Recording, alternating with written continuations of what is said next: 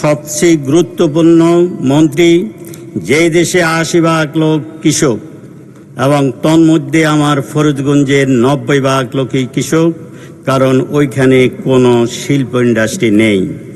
তাই মাননীয় মন্ত্রীর কাছে আমার প্রশ্ন, আমাদের কৃষকগণ বর্তমানে ডিজেলের অভাবে সেচ কাজ পরিচালনা করতে পারে নাই, বিদ্যুতের অভাবে পারে নাই, এবং ডিজেলে খরচ পড়ে প্রতি শতাংশে ৮০ থেকে ৯০ টাকা, বিদ্যুতে খরচ পড়ে ৫০ থেকে ৫৫ টাকা।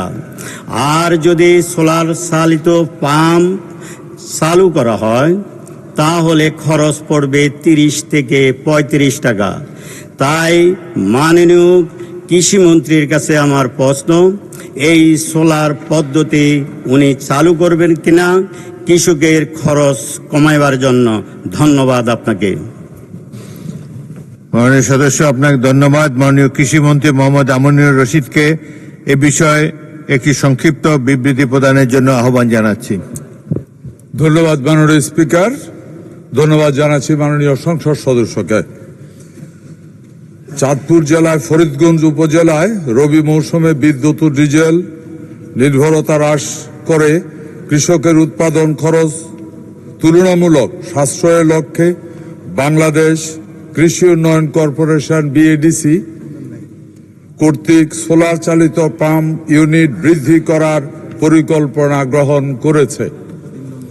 মাননীয় স্পিকার, এই লক্ষ্যে সৌরশক্তি ব্যবহারের মাধ্যমে ক্ষুদ্র সেচ প্রকল্প উন্নয়ন দ্বিতীয় পর্যায় শীর্ষক প্রকল্পটির সম্ভাব্যতা যাচাই কার্যক্রম সম্পূর্ণ হয়েছে এবং বর্তমান ডিপিপি প্রণয়নের কার্যক্রম চলমান রয়েছে। উক্ত প্রকল্পের আওতায় চাঁদপুর জেলার ফরিদগঞ্জ উপজেলায় 50টি ডিজেল চালিত স্কিমকে সৌর শক্তি চালিত এলএলপি স্কিমে রূপান্তরিত করা হবে। উক্ত প্রকল্পের আওতায় চাঁদপুর ফরিদগঞ্জ উপজেলায় 1990টি বিদ্যুৎ ও ডিজেল চালিত সেচ যন্ত্রে 50% তথা 595টি স্কিমকে পর্যায়ক্রমে সোলার স্কিমে রূপান্তর করা হবে মাননীয় স্পিকার, যার ফলে বাৎসরিক 13,72,500 লিটার ডিজেল এবং 4,24,000 ইউনিট বিদ্যুৎ সাশ্রয় হবে। ধন্যবাদ মাননীয় স্পিকার আপনাকে। ধন্যবাদ মাননীয় মন্ত্রী। মাননীয় সদস্য মোহাম্মদ আব্দুল হান্নান, আপনি এ বিষয়ে একটি প্রশ্ন করতে পারেন। মাননীয় স্পিকার, আপনার মাধ্যমে আমি কৃষিমন্ত্রীর কাছে জানতে চাই, যেহেতু এখন সেচের মৌসুম, আমি নিজেও কৃষিকাজ করি, আমি কৃষিকাজ করতে গিয়ে দেখি জমি চাষ করতে যে খরচ হয় তাহা ধান বিক্রি করলে সেই টাকা পাওয়া যায় না। তাই মাননীয় মন্ত্রীর কাছে আমি জানতে চাই, উনি ডিজেল সেই বৃদ্ধি করবে কিনা, এখন সেই রেশনিং পদ্ধতি থেকে বাইর করে কৃষকের সেচের জন্য উনি ডিজেলের বাড়তি দিবে কিনা, এবং উনি যে বলেছেন চালু করবে, কবে নাগাদ এই ডিজেল চালিত বা বিদ্যুৎ চালিত সেচগুলি সেই সোলারে রূপান্তরিত হবে এবং কবে শেষ হবে তা আমি মন্ত্রীর কাছে স্পষ্টভাবে জানতে চাই। মাননীয় মন্ত্রী।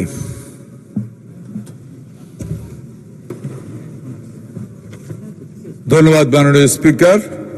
ধন্যবাদ জানাচ্ছি মাননীয় সংসদ সদস্যকে। উনি বলেছেন, ভালো লেগেছে এখানে উনি বলেছেন উনি একজন কৃষক। মাননীয় স্পিকার, আমিও একজন কৃষক, আমি একেবারে হাতে কলমে কৃষক। সুতরাং এখানেই ওনার এই প্রশ্নগুলির জন্য ওনাকে অনেক অনেক ধন্যবাদ। আমি আবারও বলি, আমি জানি 75% উনি বলেছে ওনার অঞ্চলে 80 না 90% লোক কৃষক। এটাই সত্য, বেশিরভাগ মানুষ কৃষক। কৃষকের ভোটে ওনারা কৃষকের ভোটে ওনারা নির্বাচিত হয়েছেন, মেম্বার অফ পার্লামেন্ট হয়েছেন।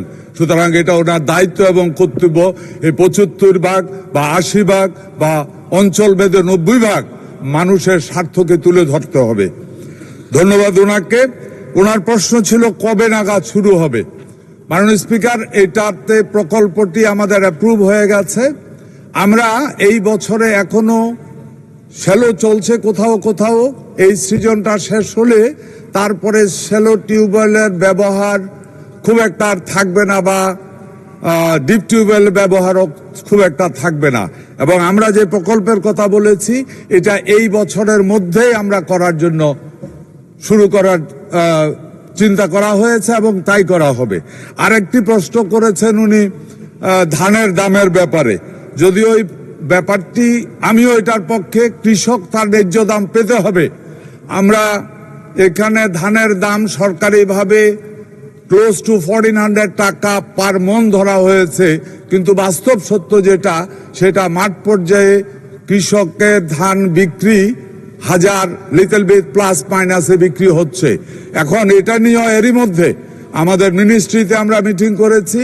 সমস্যাটা এখানে একটা ক্ষুদ্র সমস্যা আছে, সেটা হলো এই যে কৃষক যখন তার প্রয়োজনে ধান বিক্রি করে, তখন দেখা যায় ধানের মধ্যে মহেশ সার থাকে, সে একদিকে মারাচ্ছে আরেকদিকে বিক্রি করছে এবং খুব বেশি ধানও বিক্রি করছে না। আর সরকার যখন কিনতে হয়, তখন সরকারের পক্ষে 1 মণ 2 মণ 4 মণ কিনা সম্ভব না, অনেক বেশি পরিমাণ কিনতে হয়। যার জন্য আমরা মিনিস্ট্রিতে এরই মধ্যে আমরা একটা পলিসি তৈরি করেছি, সিজনটা শেষ হওয়ার পরে কৃষকের ধান যখন গোলাতে উঠবে, তখন ধানের ময়েশ্চার নিয়ে আর কোনো চিন্তা থাকবে না। আমরা এই বছর থেকে আমরা চিন্তা করছি এবং ইনশাআল্লাহ আমরা এটা বাস্তবায়িত করব। প্রত্যেকটা ইউনিয়নের ভিতরে প্রথমে মাইকিং করা হবে, কারণ প্রত্যেকটা ইউনিয়নে আমাদের একটা করে খাদ্য গুদাম আছে। মাইকিং করা হবে, অমুক দিন এই ইউনিয়নের সরকার ধান কিনবে, সুতরাং যার যার ধান আছে নিয়ে আসবে। ওইখানে 500, 1000, 2000 মণ যাই আসুক, সরকারের জন্য ভাইবেল হয়, ওইটা কিনার আমরা ব্যবস্থা করছি। তাইলে সরকারি দামেই কৃষক তার ধান বিক্রি করতে পারবে। ধন্যবাদ মাননীয় স্পিকার আপনাকে। ধন্যবাদ মাননীয় মন্ত্রী। আমি এখন যশোর 1 আসন থেকে নির্বাচিত মাননীয় সদস্য মোহাম্মদ আজিজুর রহমানকে তার জরুরি জনগুরুত্ব সম্পন্ন বিষয়ে মনোযোগ আকর্ষণের নোটিশটি পড়ার জন্য আহ্বান জানাচ্ছি। বিসমিল্লাহির রহমানির রহিম। মাননীয় স্পিকার, আসসালামু আলাইকুম রহমতুল্লাহ। আপনি আমাকে সুযোগ দেওয়ার জন্য আপনাকে ধন্যবাদ জানাই। আমি মাননীয় নৌ পরিবহন মন্ত্রীর কাছে দৃষ্টি আকর্ষণ করছি যে যশোরের বেনাপোল স্থলবন্দর দেশের বৃহত্তম স্থলবন্দর। আমদানি রপ্তানির 90% আইটেমই এই বন্দর দিয়ে আনা নেওয়া হয়ে থাকে। এখানকার সমস্যাগুলোর বিষয়ে আমি তার দৃষ্টি আকর্ষণ করতে চাই। 1, এই বন্দরের অর্গানোগ্রাম অনুযায়ী 216 জনের বিপরীতে এখানে মাত্র 148 জন জনবল কর্মরত রয়েছে। 2, বন্দরের অপারেশনাল এলাকায় বৃষ্টির পানিতে জলাবদ্ধতা সৃষ্টি হয়ে বন্দরে রক্ষিত আমদানি রপ্তানির শত শত কোটি টাকার পণ্য নষ্ট হয়। 3, রাজনৈতিক বা স্থানীয় প্রভাব খাটিয়ে প্রতিদিনই জোরপূর্বক এর টার্মিনাল অভ্যন্তরে কিছু অসৎ লোক প্রবেশ করে থাকে, ফলে যাত্রী সাধারণের নিরাপত্তা সহ টার্মিনালের দৈনন্দিন কার্যক্রমে বিঘ্নতা সৃষ্টি হয়। 4, ভিসাধারী যাত্রীগণ দেশের বিভিন্ন প্রান্ত হতে পরিবহনের মাধ্যমে রাত 3টা হতে ভোর 5টার মধ্যে বেনাপোল আইসিপিতে পৌঁছান, কিন্তু ইমিগ্রেশনের কার্যক্রম ভোর 6:30টায় শুরু হয়। দীর্ঘক্ষণ তাদেরকে বিভিন্ন বাস কাউন্টার বা রাস্তায় অবস্থান করতে হয়।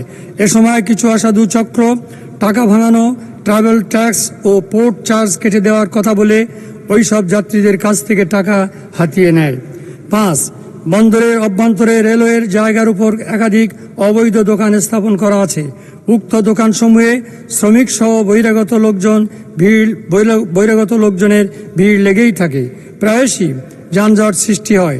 তাছাড়া এসব দোকানের কার্যক্রমের আড়ালে মাদক ব্যবসাও পরিচালিত হয়। 6, এ বন্দরে প্রায় 5000 শ্রমিক সর্বক্ষণ কাজ করেন। রাজনৈতিক প্রভাব খাটিয়ে তাদেরকে শাসন ও শোষণে রেখে অন্যেরা অর্থ উপার্জন করে, ফলে তাদেরকে মানবেতর জীবনযাপন করতে বাধ্য হতে হয়। তাছাড়া এই দুস্থ শ্রমিকগণ সর্বক্ষণ জীবনের ঝুঁকিতে থাকেন, প্রায়ই দুর্ঘটনার শিকার হতে হয়। গত 7 এপ্রিল ট্রাক থেকে ভারী পণ্য পড়ে একজন শ্রমিক সাথে সাথে মৃত্যুবরণ করেন, আর একজন হাসপাতালে আজও মৃত্যুর সাথে পাঞ্জা লড়ছেন। 7, পূর্বে টার্মিনালের নিরাপত্তার দায়িত্বে 40 জন আর্মড পুলিশ ব্যাটালিয়ন নিয়োজিত ছিল। তবে ত্রয়োদশ জাতীয় সংসদ নির্বাচন উপলক্ষে উক্ত ব্যাটালিয়নটি তুলে নেওয়া হয়। 8. সর্বোপরি চুরি, দুর্নীতি, অব্যবস্থা ও অবকাঠামোগত দুর্বলতার কারণে প্রতি বৎসর রাষ্ট্র এ বন্দর থেকে শত শত কোটি টাকার রাজস্ব বঞ্চিত হয়। মাননীয় মন্ত্রী মহোদয়, এসবের প্রতিকার আমরা কতদিনে কিভাবে পেতে পারি? ধন্যবাদ মাননীয় সদস্য। মাননীয় নৌ পরিবহন মন্ত্রী জনাব শেখ রবিউল আলমকে এ বিষয়ে সংক্ষিপ্ত বিবৃতি প্রদানের জন্য আহ্বান জানাচ্ছি। মাননীয় স্পিকার, আপনাকে ধন্যবাদ। 71 বিধিতে মাননীয় সংসদ সদস্য বেনাপোল বন্দর কর্তৃক যে সমস্যাগুলি চিহ্নিত করে উপস্থাপন করেছেন সেটি বেশ ব্যাপ্তি রয়েছে। সংক্ষিপ্ত বিবৃতি দিয়ে আমি চেষ্টা করছি সেটাকে বাস্তব অবস্থাটা মহান সংসদে তুলে ধরার জন্য।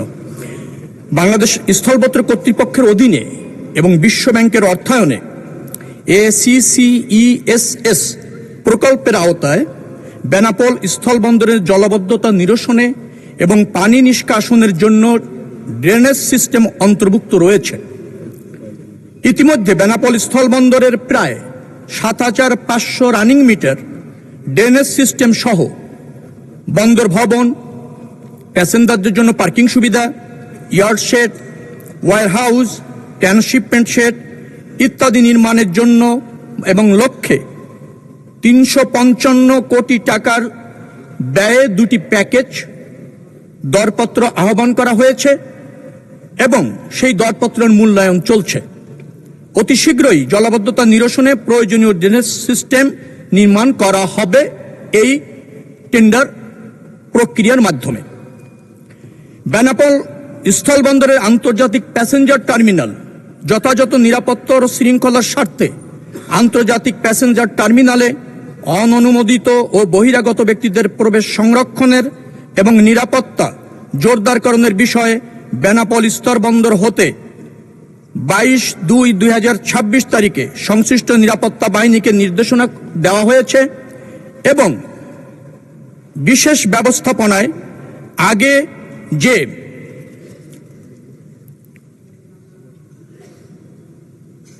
আপনার APBN মোতায়েন ছিল সেটা মাঝখানে উইথড্র করা হয়েছিল, তার পরিবর্তে পুলিশ মোতায়েন করা হয়েছিল। এখন আবার APBN এর বিশেষ নিরাপত্তা বলয় তৈরি করার জন্য নির্দেশ দেওয়া হয়েছে।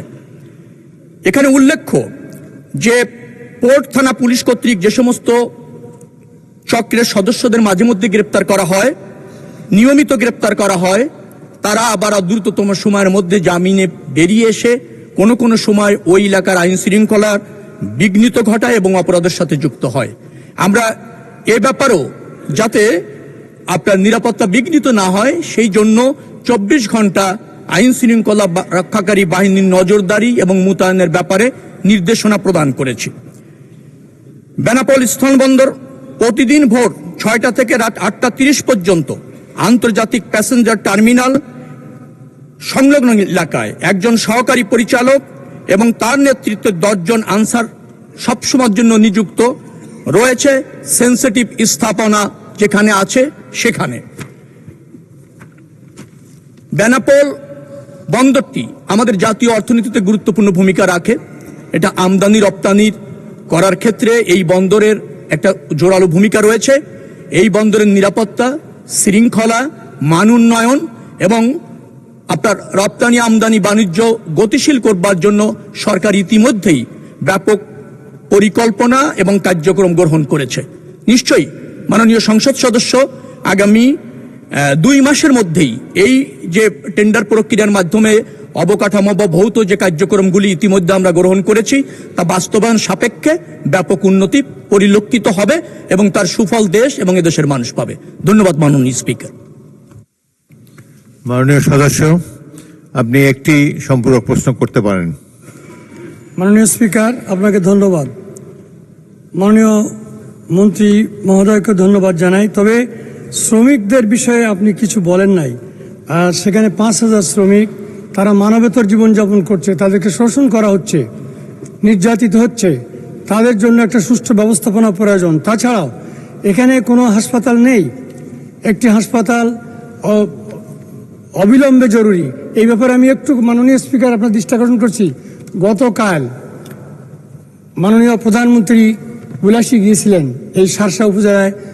উলাসী তার শহীদ পিতা যেখানে খাল খনন করেছিলেন সেই খাল পুনর্খননের জন্য সেখানে হাজার হাজার মানুষ ছিল। সেখানে এই সাধারণ মানুষ এই দাবি করেছিল। দাবি করলে মাননীয় প্রধানমন্ত্রী মহোদয় তিনি খুশি হয়ে মাননীয় স্বাস্থ্যমন্ত্রীকে সেখানেই নির্দেশ দিয়েছিলেন যে এখানে একটি হাসপাতালের ব্যবস্থা করা হোক। আমি এটা যেন দ্রুত হয় তার জন্য দাবি জানাই। আর শ্রমিকদের, বিশেষ করে শ্রমিকদের বিষয়টা নজর দেওয়ার জন্য আপনাকে আমি বিশেষ অনুরোধ করব। আপনি এই হাসপাতালের জন্য গত 18, 19, 20 3 দিন মহিলাদের, পুরুষদের এবং শিশুদের মানে মিছিল হয়েছে, মানববন্ধন হয়েছে। 19 তারিখে আমি মাননীয় স্বাস্থ্যমন্ত্রী মহোদয়কে একটি দরখাস্ত দিয়েছি। এই ব্যাপারে এখনো আমরা কোনো কথা শুনি নাই। ধন্যবাদ মাননীয় স্পিকার। মাননীয় সংসদ সদস্য, আপনি যে প্রস্তাবনা দিয়েছেন একটি হাসপাতাল নির্মাণের, সেটি আমরা বিবেচনায় নিব এবং স্বাস্থ্য মন্ত্রণালয়ের সাথে এই বিষয়ে কথা বলবো। শ্রমিকদের মান উন্নয়নের যে প্রস্তাবনা আপনি দিয়েছেন সেটা আমাদেরও প্রস্তাবনা, আমাদেরও চাহিদা এবং আমাদেরও প্রত্যাশা। কিন্তু বন্দরে যে সমস্ত শ্রমিকরা আছে তারা সাধারণত বন্দর যারা ইজারা নেন বা পরিচালনা করেন তাদের আওতাভুক্ত। তো যারা এই বন্দরটি পরিচালনার জন্য ইজারাভুক্ত হন তাদেরকে শ্রমিকদের মান উন্নয়নের জন্য, সুযোগ সুবিধা বাড়ানোর জন্য আমি তাগাদা দিব এবং তারা যাতে প্রয়োজনীয় পদক্ষেপ গ্রহণ করে সে ব্যাপারে আমি তাদের সাথে কথা বলে ইতিবাচক একটা ফলাফল প্রতিষ্ঠিত করার চেষ্টা করব। কিন্তু আমাদের অধীনে, বন্দর কর্তৃপক্ষের অধীনে বন্দরে কোনো শ্রমিক নেই, যার ফলে মন্ত্রণালয়ের সরাসরি ওই শ্রমিকদের মান উন্নয়নের জন্য কিছু পদক্ষেপ সরাসরি নেওয়ার সুযোগ নেই। ইজারাদার প্রতিষ্ঠান যারা আছে তাদের সাথে আলোচনা করে আরো সুযোগ সুবিধা কিভাবে বৃদ্ধি করা যায় সে ব্যাপারে আমি প্রয়োজনীয় পদক্ষেপ গ্রহণ করব। ধন্যবাদ মাননীয় স্পিকার। ধন্যবাদ মাননীয় মন্ত্রী। আমি এখন চাঁদপুর 2 আসন থেকে নির্বাচিত মাননীয় সদস্য মোহাম্মদ জালাল উদ্দিনকে তার জরুরি জনগুরুত্ব সম্পন্ন বিষয়ে মনোযোগ আকর্ষণের নোটিশটি পড়ার জন্য আহ্বান জানাচ্ছি। বিসমিল্লাহির রহমানির রহিম। মাননীয় স্পিকার, আসসালামু আলাইকুম। আপনাকে অশেষ ধন্যবাদ। বিষয়: সম্প্রতি প্রচলিত নতুন ডিজাইনের ব্যাংকনোট নিয়ে জনমনে তীব্র বিরূপ প্রতিক্রিয়া এবং নকল টাকার ভয়াবহতার কারণে জনমনে আতঙ্কের সৃষ্টি বিধায় জরুরি জনগুরুত্ব সম্পন্ন বিষয়ে মনোযোগ আকর্ষণ। মাননীয় স্পিকার, আমি মোহাম্মদ জালাল উদ্দিন 261 চাঁদপুর 2 মতলব উত্তর দক্ষিণ নির্বাচনী এলাকা থেকে নির্বাচিত সদস্য। কার্যপ্রণালী বিধি 71 ধারা অনুযায়ী নিম্নোক্ত জরুরি জনগুরুত্ব সম্পন্ন বিষয়ে মাননীয় মন্ত্রী সবিনয় দৃষ্টি আকর্ষণ করতে চাই। মাননীয় অর্থমন্ত্রীর সবিনয় দৃষ্টি আকর্ষণ করতে চাই। বিষয় বিবরণ: সম্প্রতি অন্তর্বর্তী সরকারের আমলে তড়িঘড়ি করে নতুন ডিজাইনের ব্যাংকনোট ছাপানো ও বাজারে প্রচলনের ফলে বিভিন্ন গুরুতর সমস্যা পরিলক্ষিত হচ্ছে। অভিযোগ রয়েছে যে নোটের ডিজাইনে ত্রুটি, নিম্নমানের গ্রাফিক্স, যথাযথ নিরাপত্তা প্রচেষ্টা সংযোজনের অভাব, সিকিউরিটি ফিচারের সামঞ্জস্যহীন বিন্যাস এবং যথাযথ অবস্থান যথাযথ না হওয়ায় due to lack of location and placement of the security feature মুদ্রিত ব্যাংকনোটটির অবয়বে পরিপূর্ণতার ঘাটতি রয়েছে। ফলে অতি সহজে জাল করা সম্ভব বিধায় বাজারে জাল নোটের প্রবণতা উদ্বেগ হারে বৃদ্ধি পাচ্ছে। প্রতিনিয়ত কিছু কিছু আইনশৃঙ্খলা বাহিনীর হাতে আটকও হচ্ছে। সম্প্রতি 2-1টি উদাহরণ: গত 15 এপ্রিল 40 লক্ষ টাকা জাল নোট উদ্ধার করেন সদরঘাট থেকে। 12 এপ্রিল গুলশান থেকে 50 লক্ষ টাকা জাল নোট জব্দ, আটক ও 3 জন। জাল নোটের লেনদেনের মহোৎসব হলো কোরবানির গরুর হাটে, ব্যস্ত বাজার ও পাইকারি মার্কেটে, কাঁচা বাজার, মাংসের দোকানে, যেখানে স্বল্প সময়ের মধ্যে দ্রুততম লেনদেন হয়, bus terminal, launch terminal, rail station, border এলাকায়, ছোট ছোট মুদি দোকানগুলিতে, গ্রামের সাধারণ মানুষের মাঝে, সন্ধ্যার পর আলোকবিহীন এলাকায় এবং দৃষ্টি প্রতিবন্ধীদের মাঝে। জনগণের মধ্যে ক্রমান্বয়ে ব্যাংকনোটের প্রতি আস্থা হ্রাস পাচ্ছে, বিধায় ইহা একটি জনগুরুত্বপূর্ণ বিষয়, যার কুফল সরাসরি প্রতিটি মানুষ ভুক্তভোগী। ব্যাংকনোটের প্রতি আস্থাহীনতার কারণে নতুন নোট বিনিময়ে অনাগ্রহ বেড়েই চলছে। ফলে সরকারের প্রতি মানুষের বিরূপ প্রতিক্রিয়া সহ অর্থনীতি একটি বড় ধরনের ঝুঁকির দিকে ধাবিত হতে পারে। মাননীয় স্পিকার, উল্লিখিত আলোচনায় সরাসরি প্রশ্ন জাগে যে নতুন নোটে ত্রুটি বিচ্যুতির কারণ কি? এমন তো নয় যে বাংলাদেশেই প্রথম ব্যাংকনোট মুদ্রণ করছে। বাংলাদেশের নিজস্ব টাকশালে ব্যাংকনোট মুদ্রণের অভিজ্ঞতা 40 বছরেরও অধিক। তবে কেন এই অবস্থা? জনশ্রুতি ও বিশেষজ্ঞদের মতামত: 1 নম্বর, স্বল্প সময়ের মধ্যে বাজারে নতুন নোট প্রচলন করার আকাঙ্ক্ষা। নাম্বার 2, ডিজাইন ও ড্রয়িংয়ের অপরিপক্কতার ছাপ দৃশ্যমান। নাম্বার 3, এই নোট মুদ্রণের বাঁকে বাঁকে রয়েছে ভিন্ন পথ ও মতের ব্যক্তিদের কারসাজি, যারা এখনো অর্থনীতির গুরুত্বপূর্ণ পদে বসে অর্থনীতিকে আরও দুর্দশাগ্রস্তের দিকে নিতে সরকারের ভাবমূর্তি ক্ষুণ্ণ করার চেষ্টা চালিয়ে যাচ্ছে। মাননীয় স্পিকার, 9 সেপ্টেম্বর 2024 মাননীয় সাবেক অর্থ উপদেষ্টা জাতিসংঘের প্রতিনিধি দলের সম্মুখে সাংবাদিকদের জানান, ফ্যাসিস্ট সরকার অবৈধভাবে 60,000 কোটি টাকা ছাপিয়েছিল। ফলে দেশের মুদ্রাস্ফীতি অস্বাভাবিকভাবে বেড়ে সাধারণ মানুষের কষ্ট, ভোগান্তি ও দুর্দশা বাড়ে। যখন ফ্যাসিস্ট সরকারের রাজভাণ্ডার শূন্যের কোঠায়, তখন তাদের মসনদ টিকিয়ে রাখার জন্য ওই 60,000 কোটি টাকা ব্যবহার করা হয়েছিল। ওই 60,000 কোটি টাকা ব্যবহার করা হয়েছিল ছাত্র জনতার আন্দোলনকে স্থিমিত করার লক্ষ্যে। মাননীয় সদস্য, অনেক লম্বা নোটিশ, তার মধ্যে আপনি অনেক কিছু যোগ করেন যেটা আপনার নোটিশের মধ্যে নাই। নোটিশে যা আছে সেটাই পড়েন, আপনার নোটিশটা পড়েন, নতুন কিছু যোগ করবেন না। মাননীয় স্পিকার, আসলে নোটিশটা খুব দ্রুত লেখা হয়েছিল, অস্পষ্ট থাকবে বিধায় আমি একটু স্পষ্ট করার জন্যই একটু ব্যাখ্যা দিয়ে লিখতেছি। মাননীয় স্পিকার, যদি ধৈর্য করে শোনেন তাহলে জিনিসটা ক্লিয়ার হবে, আদারওয়াইজ এটা অসম্পূর্ণ থাকবে। মাননীয় স্পিকার, দ্রুত পড়েন আর কি।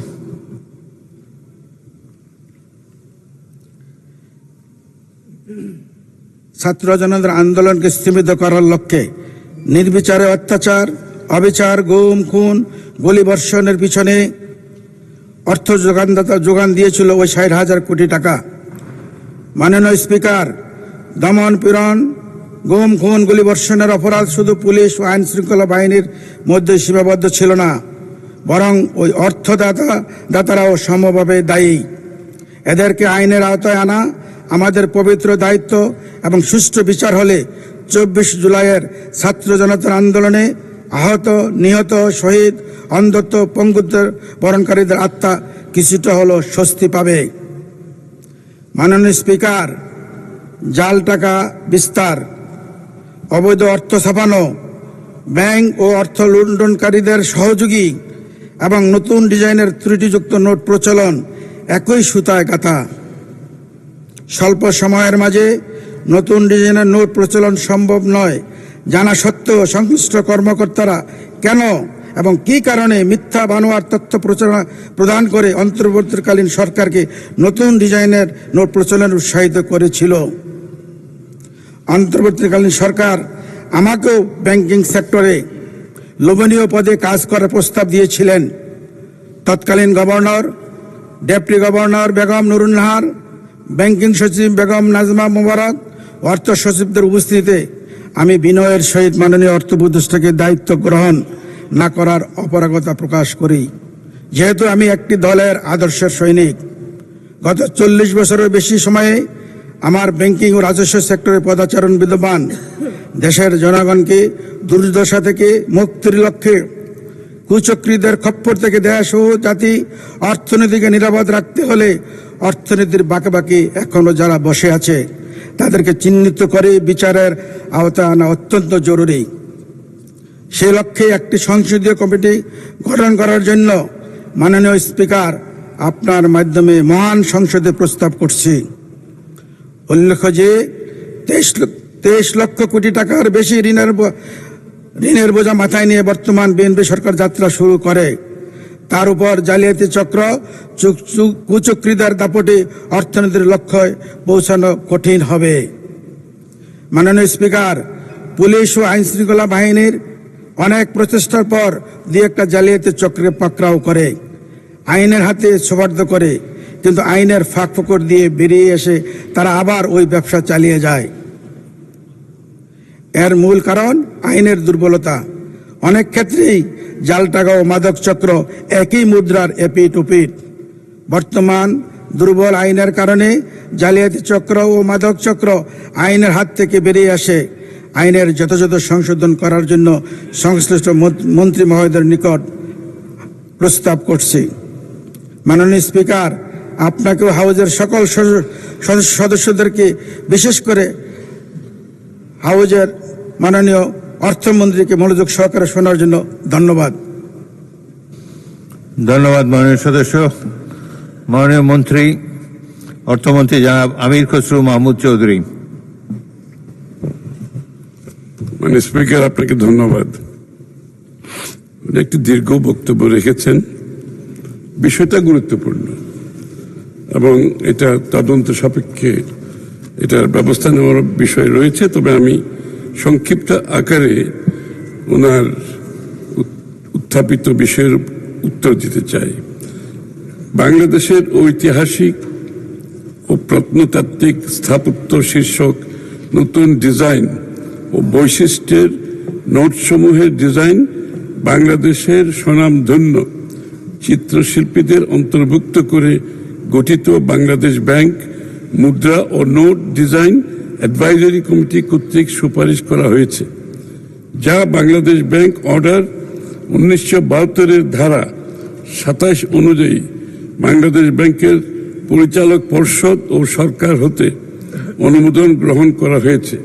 পরবর্তীতে আন্তর্জাতিক উন্মুক্ত দরপত্র আহ্বানের মাধ্যমে কমিটির সুপারিশকৃত ডিজাইনের অরিজিনেশন ওয়ার্কস বিভিন্ন ধরনের প্লেট আন্তর্জাতিক বিশেষায়িত প্রতিষ্ঠান কর্তৃক প্রস্তুত করা হয়েছে।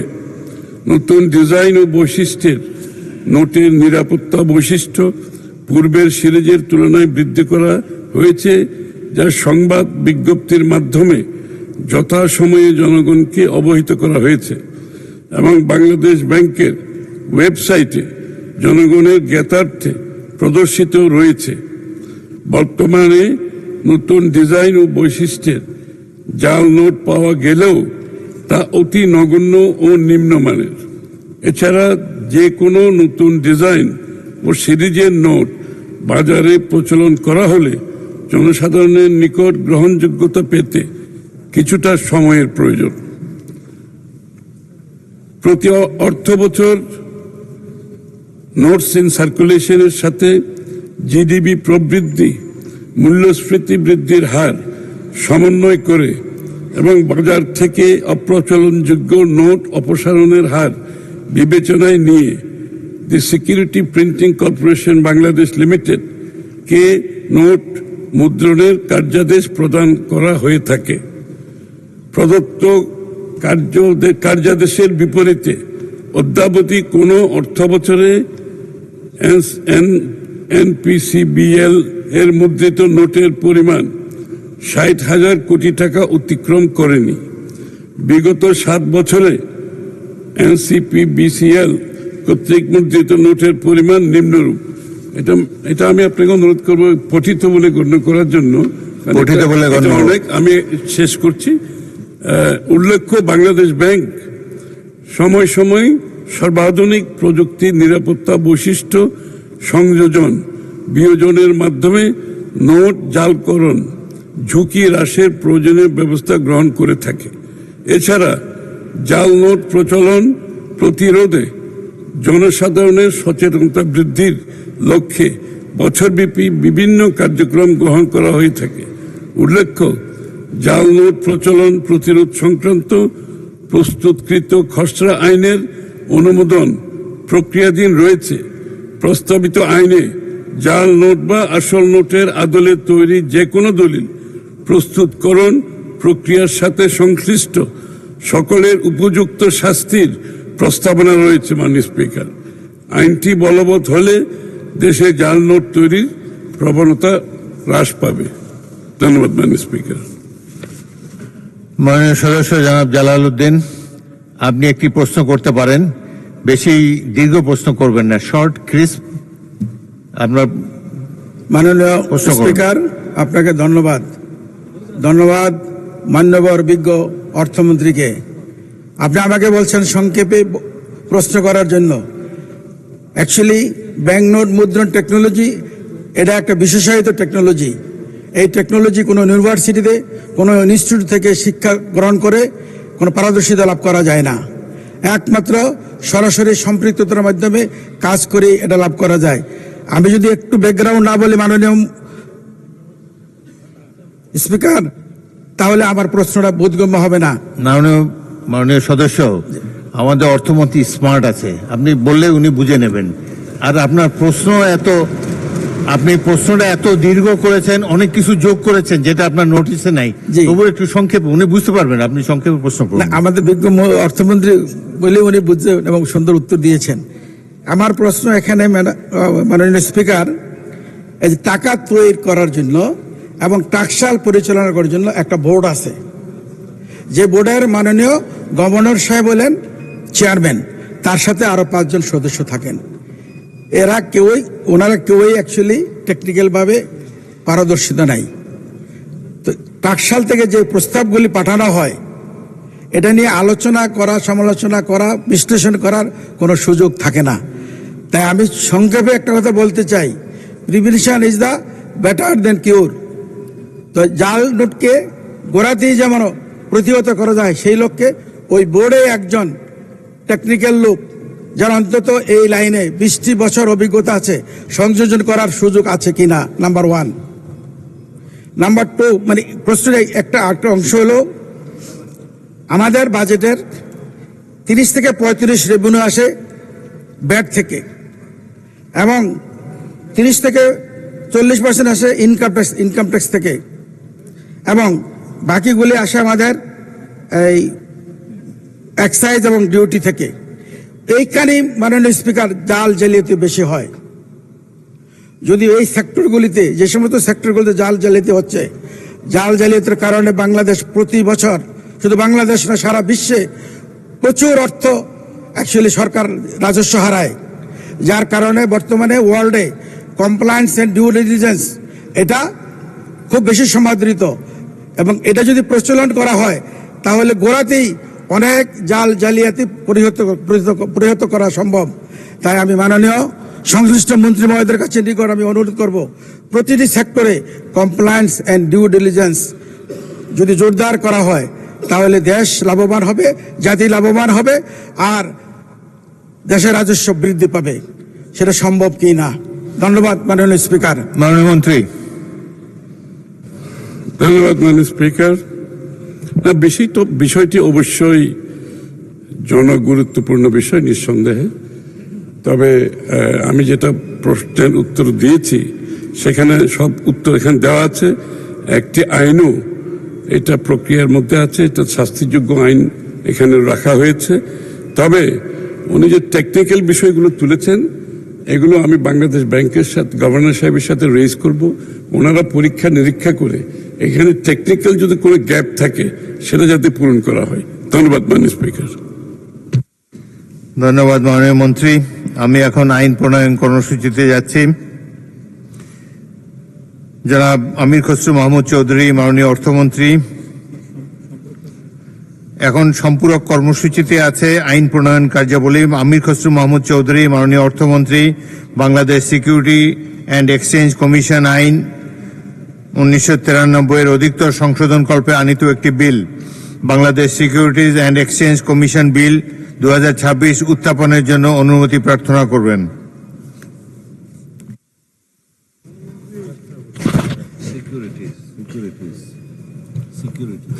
মাননীয় স্পিকার, আপনাকে ধন্যবাদ। মাননীয় স্পিকার, আমি আমির খসরু মাহমুদ চৌধুরী, অর্থমন্ত্রী, Bangladesh securities and exchange commission আইন 1993 এর অধিকতর সংশোধন কল্পে আনিত একটি bill, Bangladesh securities and exchange commission সংশোধন বিল 2026 এই মহান সংসদে উত্থাপনের জন্য অনুমতি প্রার্থনা করছি। ধন্যবাদ মাননীয় স্পিকার। মাননীয় অর্থমন্ত্রী, বিলটি উত্থাপন করুন। মাননীয় স্পিকার, আপনাকে ধন্যবাদ। আমি আমির খসরু মাহমুদ চৌধুরী, অর্থমন্ত্রী, Bangladesh security and exchange commission আইন 1993 এর অধিকতর সংশোধন কল্পে আনিত একটি bill, Bangladesh securities and exchange commission সংশোধন বিল 2026 এই মহান সংসদে উত্থাপন করছি। ধন্যবাদ মাননীয় স্পিকার। মাননীয় অর্থমন্ত্রী কর্তৃক উত্থাপিত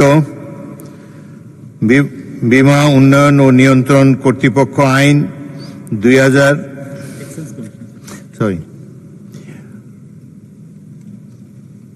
মাননীয় অর্থমন্ত্রী কর্তৃক Bangladesh security and exchange commission আইন 1993 এর অধিকতর সংশোধনী কল্পে আনিত bill, Bangladesh security and exchange commission সংশোধন বিল 2026 সংসদে উত্থাপিত হল।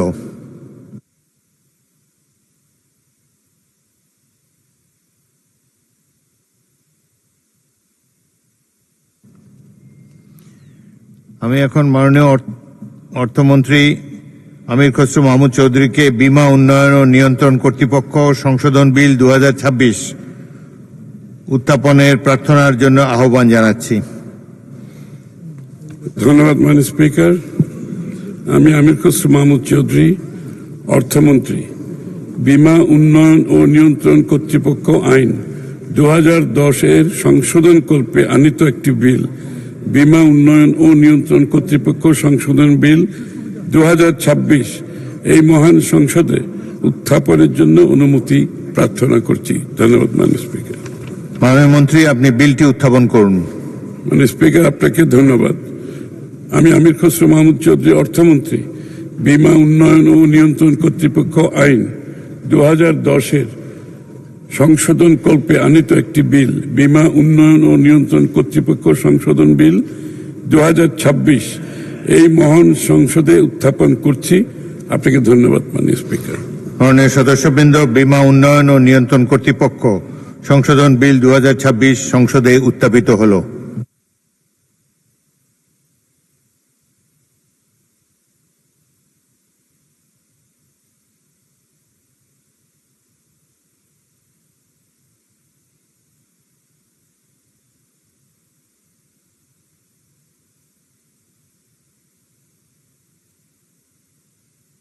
মাননীয় সদস্যবৃন্দ, দিনের কার্যসূচি অনুযায়ী এখন মহামান্য রাষ্ট্রপতির ভাষণ সম্পর্কে আনিত ধন্যবাদ প্রস্তাবের উপর আলোচনা।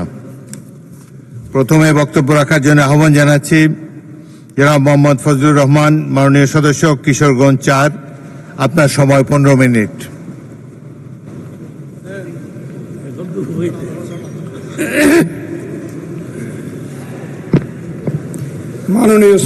মাননীয় সদস্য, একটু অপেক্ষা করুন। মাননীয় স্বরাষ্ট্রমন্ত্রী। মাননীয় স্পিকার, একটু আইন প্রণয়ন কার্যাবলীর মধ্যে একটু আমাদের ব্যত্যয় হয়েছে।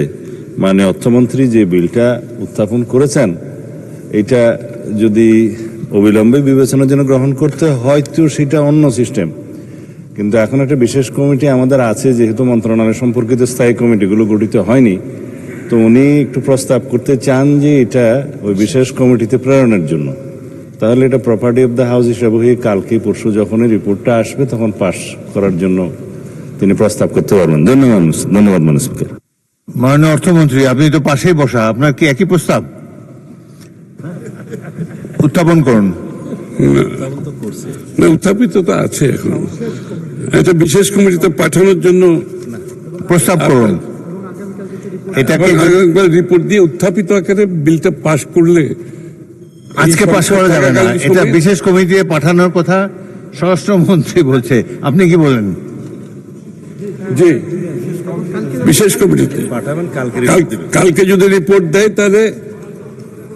তাহলে এই সংসদ, তাহলে আমরা কালকের মধ্যে বিলটা পাশ করতে পারবো। মাননীয় স্পিকার, না, আমি একটু বুঝে নিই, আপনি কি বিলটিকে বিশেষ কমিটিতে পাঠানোর জন্য প্রস্তাব করছেন? প্রস্তাব করছি জি। কারণ আপনি এবং আগামীকাল রিপোর্টটা পেলে আমরা উত্থাপিত আকারে পাশ করতে পারবো। মাননীয় স্পিকার, রিপোর্ট আকারে।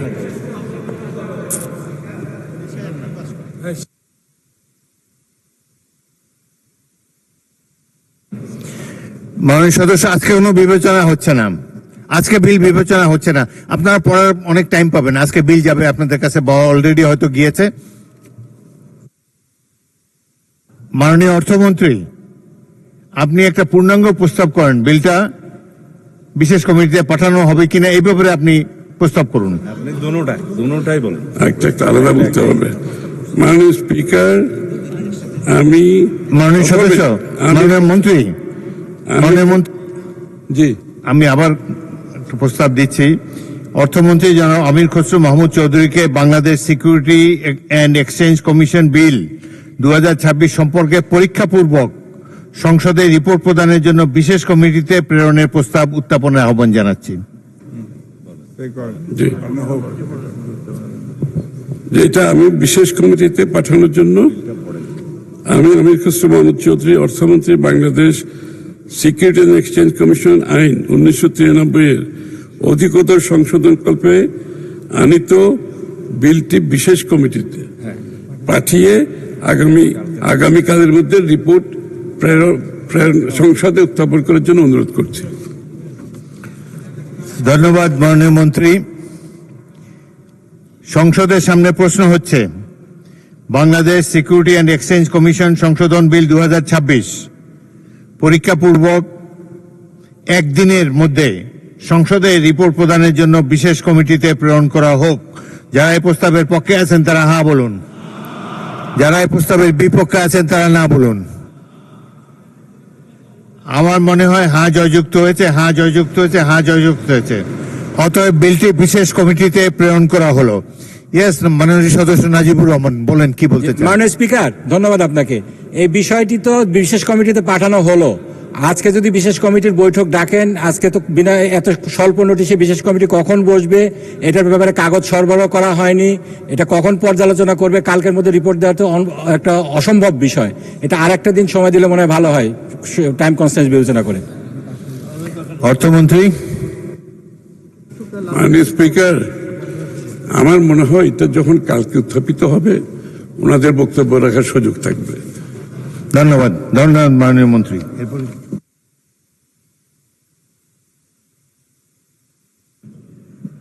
মাননীয় সদস্যবৃন্দ, আমি এখন মাননীয় অর্থমন্ত্রী জনাব আমির খসরু মাহমুদ চৌধুরীকে বীমা উন্নয়ন ও নিয়ন্ত্রণ কর্তৃপক্ষ সংশোধন বিল 2026 সম্পর্কে পরীক্ষাপূর্বক সংসদে রিপোর্ট প্রদানের জন্য বিশেষ কমিটিতে প্রেরণের প্রস্তাব উত্থাপনের আহ্বান জানাচ্ছি। মাননীয় স্পিকার, আপনাকে ধন্যবাদ। আমি আমির খসরু মাহমুদ চৌধুরী, অর্থমন্ত্রী, বীমা উন্নয়ন ও নিয়ন্ত্রণ কর্তৃপক্ষ আইন 2010-এর সংশোধন কল্পে আনিত বিলটি আগামীকাল সংসদে এটা বিশেষ কমিটির কাছে পাঠানোর মাধ্যমে আগামীকাল সংসদে উত্থাপন করার জন্য অনুরোধ করছি। ধন্যবাদ মাননীয় মন্ত্রী। সংসদের সামনে প্রশ্ন হচ্ছে, বীমা উন্নয়ন ও নিয়ন্ত্রণ কর্তৃপক্ষ সংশোধন বিল 2026 পরীক্ষাপূর্বক একদিনের মধ্যে সংসদে রিপোর্ট প্রদানের জন্য বিশেষ কমিটিতে প্রেরণ করা হোক। যারা এই প্রস্তাবের পক্ষে আছেন তারা হ্যাঁ বলুন, যারা এই প্রস্তাবের বিপক্ষে আছেন তারা না বলুন। আমার মনে হয় হ্যাঁ জয়যুক্ত হয়েছে, হ্যাঁ জয়যুক্ত হয়েছে, হ্যাঁ জয়যুক্ত হয়েছে। অতএব বিলটি বিশেষ কমিটিতে প্রেরণ করা হলো।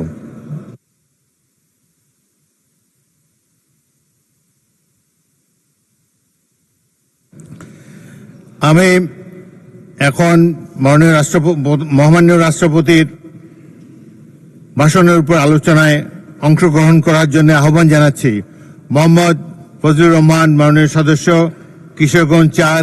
আপনার সময় 15 মিনিট।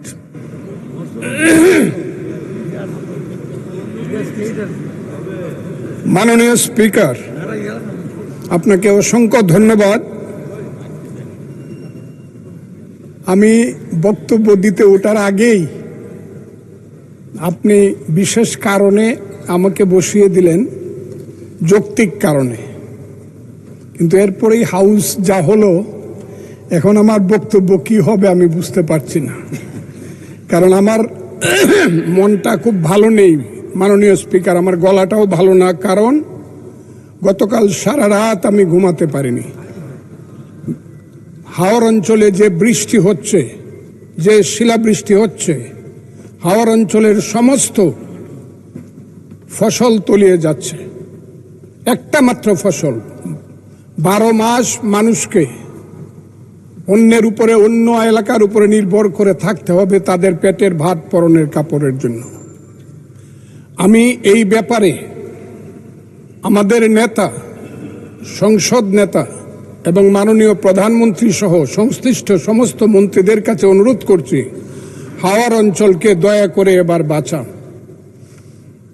এবং প্রথমেই আমি প্রস্তাব করে নিলাম, হাওর অঞ্চলকে সঠিকভাবে বাঁচাতে হলে 35টি জেলা নিয়ে একটি হাওর মন্ত্রণালয় করতে হবে, এবং এই দাবি করে আমি আমার মহামান্য রাষ্ট্রপতির ভাষণের উপরে বক্তব্য শুরু করছি। আমি প্রথমে শ্রদ্ধা জানাই মহান নেতা, মুক্তিযুদ্ধের ঘোষণাদানকারী, তৎকালীন মেজর, পরবর্তী সময়ের রাষ্ট্রপতি শহীদ প্রেসিডেন্ট জিয়াউর রহমানের প্রতি, আমি শ্রদ্ধা জানাই মহান নেত্রী, দেশনেত্রী বেগম খালেদা জিয়ার প্রতি, যার আহ্বানে এবং যার কারণে আমি আজকে বিএনপি করি। তিনি আজকে নাই, আমি তার আত্মার মাগফিরাত কামনা করি। আমি বক্তব্যের আগেই আমাদের নেতা প্রধানমন্ত্রী জনাব তারেক রহমান, তাকে উদ্দেশ্য করেই বলবো, মর্নিং শোজ দ্য ডে। সকালবেলায় দেখা যায় বিকালটা কেমন যাবে। আমাদের প্রধানমন্ত্রী এই দেশের জন্য, এই দেশের উন্নয়নের জন্য প্রথম থেকেই যে কর্মসূচি নিয়ে কাজ করছেন, কালকেও যশোর থেকে উলসি খাল খনন করে তিনি এসেছেন। আমার বিশ্বাস এই দেশের মানুষের দুর্ভাগ্য দূর করে বাংলার পূর্বাকাশে নতুন সূর্য উঠবে বলে আমি বিশ্বাস করি। মাননীয় স্পিকার, রাষ্ট্রপতি ভাষণের উপরে আমার মিক্সড ধারণা আছে। আমার প্রথমেই বলতে হবে, সেই সত্য যা রচিবে তুমি, যা ঘটে তা সত্য নয়, কবি তব মনোভূমির, রামের জন্মস্থান অযোধ্যার চেয়েও সত্য যেন, বাল্মীকির কবিতা। কারণ হলো, মাননীয় রাষ্ট্রপতি যা যা বলেছেন, আমি প্রথমেই বলি 2, 3 এবং 4 নম্বর প্যারা। 2 নম্বর প্যারায় মুক্তিযুদ্ধকে উনি যেভাবে বলেছেন সঠিক বলেছেন, কিন্তু আরো বিস্তারিত হলে আমাদের প্রধানমন্ত্রী যেমন বলেন যে মুক্তিযুদ্ধকে মহিয়ান করতে হবে, মুক্তিযুদ্ধ আরো মহিমান্বিত হতো আরেকটু ইলাবোরেট করে লেখলে। কারণ মুক্তিযুদ্ধের ইতিহাস মহাসমুদ্রের চেয়েও গভীর ইতিহাস। আমি আজকে আপনার কাছে বলবো 3-4 প্যারায় মুক্তিযোদ্ধাকে যেভাবে 5ই আগস্টের সঙ্গে যোদ্ধাদের সঙ্গে তুলনা করা হয়েছে, 5ই আগস্টের যোদ্ধাদেরকে আমি ছোট করে দেখি না। তাদের যারা শহীদ হয়েছে আমি তাদের প্রতি শ্রদ্ধা নিবেদন করি এবং তাদের আত্মার মাগফিরাত কামনা করি। শহীদ আমি ছিলাম 5ই আগস্টে, তার আগে 10 বছর যাবত, যেদিন থেকে আমি বলা শুরু করেছিলাম আওয়ামী লীগ একটি অভিশপ্ত রাজনৈতিক দল, সেই দিন থেকে 10টি বছর নিরন্তর আমি যুদ্ধ করেছি। আমি আমার যেদিন সর্বশেষ 28শে অক্টোবর নয়াপল্টনের মাঠ থেকে 10 লক্ষ লোকের মিছিলটাকে ফ্যাসিস্টরা ভেঙে দিল, অনেকেই জেলে চলে গেলেন, অনেকেই পলাতক ছিলেন, হাজার হাজার নেতা কর্মীর নামে যেদিন যুদ্ধ হলো, সেদিন আমি বললাম যে আমি সংসপ্তকের ভূমিকা পালন করব, জয় অথবা মৃত্যু। আমি হাসিনা সরকারের বিরুদ্ধে সবকিছু করব। স্ত্রীকে বললাম তুমি বিধবা হতে পারো, সন্তানদেরকে বললাম তোমরা এতিম হতে পারো, কিন্তু শেখ হাসিনা সরকারের পতন না হওয়া পর্যন্ত আমার যুদ্ধ চলবে। এবং আমি বোধহয় একমাত্র ব্যক্তি যে 4 আগস্ট দুপুর 1টার সময় বলেছিলাম যে আগামী 24 ঘন্টার মধ্যে শেখ হাসিনা চলে যাবে, কারণ তার সরকার উত্তর সিরানা হয়ে গেছে, এবং 23 ঘন্টার মধ্যে শেখ হাসিনার সরকার চলে গিয়েছিল। আমি সেই আন্দোলনে ছিলাম। বলতে পারেন মিছিলে ছিলেন না, আমি মিছিলে ছিলাম না আপনাদের মতো, কারণ আমার বয়স 23 বছর ছিল, তখন আমি এরশাদ বিরোধী মিছিলের প্রধান নেতা ছিলাম আমি। কিন্তু এখন আমার বয়স 78 বছর। আমার ছেলে ব্যারিস্টার 5 বছর আগে, আমার ছেলে ইঞ্জিনিয়ার 10 বছর আগে, তারা 5 দিন পর্যন্ত বাসায় আসেনি, তারা মিছিলে গিয়েছিল, তারা কেউ বাসায় আসেনি। কাছে আগস্ট মাসকে আমিও খুব ছোট করে দেখি না, তবে কোনো কারণে আগস্ট কোনো বিপ্লব নয়, আগস্ট হলো গণ অভ্যুত্থান। সেই গণ অভ্যুত্থানকে যারা মুক্তিযুদ্ধ এবং মুক্তিযোদ্ধার সঙ্গে তুলনা করতে চায়, জুলাই যুদ্ধ এবং মুক্তিযুদ্ধ, তাদেরকে আমি বলবো, সবাইকে আমি বলবো, এই কথাটা বলাই অন্যায়। কারণ মুক্তিযুদ্ধ প্রশান্ত মহাসাগরের সঙ্গে ডুবার তুলনা করা যেমন, হিমালয় পর্বতের সঙ্গে টিলার তুলনা করা যেমন, মুক্তিযুদ্ধের সঙ্গে 5ই আগস্টের তুলনা করা ঠিক তেমনি। আমি আজকে খুব পরিষ্কার ভাবে বলতে চাই, মুক্তিযুদ্ধ এবং স্বাধীনতা সংগ্রাম একদিনে বাঙালি জাতির হয় নাই। ওই কালকে আমাদের ভাই, আমার এক ভাই ব্যারিস্টার নৌসাদ জমির পাল বংশের কথা বলেছিল, যে পাল বংশ আজ থেকে প্রায় 1000 বছর আগে, 2000 বছর, 1000 বছর আগে বগুড়ার মহাস্থানগড় পুণ্ড্রবর্ধনের রাজধানী স্থাপন করে বাঙালির যে শাসন শুরু করেছিল, তারপরে সেন শাসন থেকে ধরে সর্বশেষ মুঘল শাসনের পরে যখন 1757 সনে মির্জাফরের বিশ্বাসঘাতকতায় সিরাজউদ্দৌলার পতন হয়েছিল, নীল সাহেবদের অত্যাচারে যখন মানুষ জর্জরিত হয়েছিল, 1770 সন যাকে বলা হয় 74-এর মন্বন্তর, সেই সময়ে যখন বাংলার 1/3 লোক না খেয়ে মরেছিল, নীল সাহেবদের অত্যাচারে যখন বাংলার মায়েরা কেঁদে কেঁদে ছড়া বলতো, ছেলে ঘুমালো, পাড়া জুড়ালো, বর্গি এলো দেশে, বুলবুলিতে ধান খেয়েছে, খাজনা দিব কিসে, ধান ফুরালো, পান ফুরালো, খাজনার উপায় কি, আর কটা দিন সবুর করে রসুন বুনেছি। সেই যে ব্রিটিশের বিরুদ্ধে যুদ্ধে বাংলার মানুষ প্রথম নেতৃত্ব দিয়েছিল, সেই নেতৃত্বের মাধ্যমেই আমরা দেশ স্বাধীন করেছিলাম। আমি আজকে আপনাদেরকে বলি, 2005 সন থেকে ধরে 8 সনে ক্ষুদিরাম মের ফাঁসি, যে ফাঁসিতে গান হয় বাংলায় আজও একবার বিদায় দেমা ঘুরে আসি, সেই প্রফুল্ল চাকির ফাঁসি, এই যে যুদ্ধ, তারপরে চিত্তরঞ্জন দাস, এরপরে 190 বছর পরে একজন বাঙালি মুসলমানের সন্তান, বাড়ি তার বরিশাল, সিরাজউদ্দৌলার পরে প্রথম বাংলার সিংহাসনে বসলো। ওই দিন দেখলাম 2 জন মন্ত্রী সাহেব বললেন উনি মুখ্যমন্ত্রী। 1937 সনে যখন শেরে বাংলার সিংহাসনে বসেছিলেন, তখন উনি প্রধানমন্ত্রী ছিলেন। সেই শেরে বাংলা ফজলুল হক, হুসেন শহীদ সোহরাওয়ার্দী, দেশ থেকে দেশান্তরে গিয়ে সুভাষ বোস, মৌলানা আব্দুল হামিদ খান ভাসানী, বঙ্গবন্ধু শেখ মুজিবুরেরা বাংলাদেশের স্বাধীনতা সংগ্রামের ভিত্তি স্থাপন করেছিল। সেই ভিত্তির উপরে দাঁড়িয়েই 1971 সনে আমাদের নেতা সেই শহীদ জিয়াউর রহমান বলেছিলেন প্রথম নিজের নামে, I Shaheed Zia, I major Zia do hereby declare the independence of Bangladesh, প্রথম নিজের নামে, পরে বঙ্গবন্ধুর নামে। আমি আজকে আপনাদের কাছে বলতে চাই, মুক্তিযুদ্ধ এত সহজ জিনিস না। আপনি যে এখানে বসে আছেন, আপনি যে সালুটি করে যুদ্ধ করেছিলেন 4 দিন, কত লোক মারা গিয়েছে, কত সন্তান শহীদ হয়েছে, একটা বন্দুকের আওয়াজ, একটা কামানের আওয়াজ সিলেটে হয়েছে, আর আমি ময়মনসিংহে বসে সেই আওয়াজটি শুনেছি।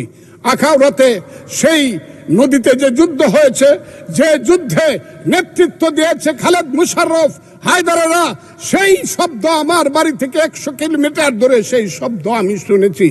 ওই যে ধানোয়া কামালপুরে কর্নেল তাহেররা যুদ্ধ করেছে, সেই যুদ্ধের সংবাদ শব্দ আমি কিশোরগঞ্জ থেকে শুনেছি। 11টা সেক্টর ছিল, 1 নম্বর সেক্টর কমান্ডার জিয়াউর রহমান, 2 নম্বর খালেদ মুশাররফ। জিয়াউর রহমান যখন ব্রিগেড কমান্ডার হলেন তখন কমান্ডার হলেন সেইখানে।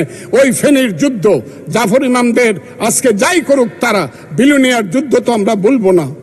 2 নম্বর সেক্টর কমান্ডার খালেদ মুশাররফ হায়দার, 3 নম্বর সেক্টর কমান্ডার শফিউল্লাহ, 4 নম্বর সিআর দত্ত, 5 নম্বর মীর শৌকত আলী, 6 নম্বর MK বাশার, 7 নম্বর কাজী নুরুজ্জামান, 8 নম্বর MA মঞ্জুর, 9 নম্বর MA জলিল এবং সর্বশেষ 11 নম্বর হইল কর্নেল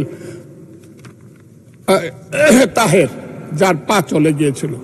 সেই যুদ্ধ, যে যুদ্ধে সারা পৃথিবী জড়িত ছিল, যে যুদ্ধে ইন্ডিয়া 3রা ডিসেম্বর 1971 সনে আমাদেরকে সহযোগী করার জন্য অংশগ্রহণ করেছিল এবং তার হাজার হাজার সৈন্য এই মাটিতে রক্ত দিয়ে গেছে, এবং যে ইন্ডিয়া আমাদের দেশের স্বাধীনতার জন্য বঙ্গোপসাগরে যে 7ম নৌবহর এসেছিল আমেরিকার, বিশ্বযুদ্ধের রিস্ক নিয়েছিল আমাদের জন্য। সোভিয়েত ইউনিয়নের বদস 3টা ভেটো দিয়েছিল, তা না হলে আমাদের দেশ স্বাধীন হতো কিনা সন্দেহ ছিল। সেই মুক্তিযুদ্ধের সঙ্গে যখন 1 মাসের গণ আন্দোলনকে তুলনা করা হয়, তখন মুক্তিযুদ্ধকে ছোট করা হয়।